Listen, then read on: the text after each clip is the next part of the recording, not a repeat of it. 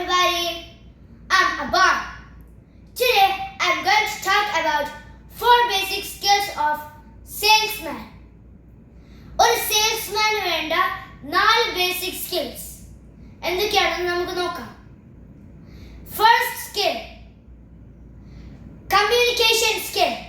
നിങ്ങളുടെ മുന്നിലിരിക്കുന്ന ആളുകൾക്ക് ഒരു പ്രൊഡക്റ്റിനെ കുറിച്ച് ക്ലിയറായി, സിമ്പിളായി മനസ്സിലാക്കി കൊടുക്കാൻ കഴിയുന്നുണ്ടെങ്കിൽ you have an expert skill in sales. Yes, നിങ്ങൾക്ക് ആ സ്കിൽ ഉണ്ട്.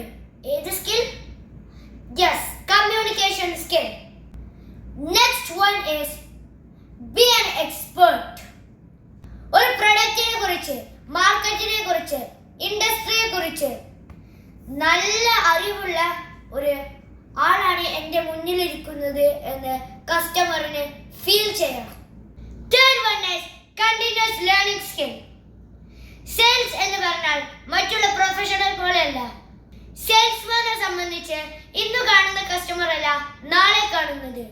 ആ കാണുന്ന കസ്റ്റമറുടെ സാഹചര്യമല്ല ഇനി കാണാൻ പോകുന്ന കസ്റ്റമറുടെ സാഹചര്യം. അതുകൊണ്ട് കസ്റ്റമേഴ്സിനോട് ഓരോ സിറ്റുവേഷനിലും വ്യത്യസ്ത രീതിയിൽ പെർഫോം ചെയ്യാൻ നമ്മൾ പഠിക്കണം. So continuous learning is third technique. The last and fourth one is teamwork. സെയിൽസിൽ നമ്മൾ അങ്ങനെ കയറി പോകും. ആദ്യം എക്സിക്യൂട്ടീവായി, പിന്നെ ഓഫീസറായി, പിന്നെ ഏരിയ ഹെഡായി, അങ്ങനെ നമ്മളിങ്ങനെ മാറി മാറി പോകും.